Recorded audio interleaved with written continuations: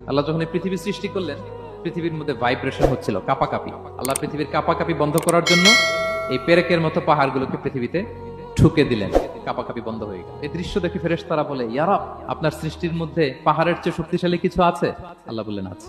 সেটা কি? আল্লাহ বললেন সেটা লোহা। কারণ লোহা দিয়ে পাহাড় কাটা যায়, ঠিক কিনা? লোহার কথা শুনে ফেরেশতারা অবাক। ফেরেশতারা প্রশ্ন করলো, ইয়া রব, লোহার চেয়ে শক্তিশালী কিছু আছে? আল্লাহ বললেন আছে। কি সেটা? আন্নার, আগুন। কারণ আগুন লোহাকে কি করে?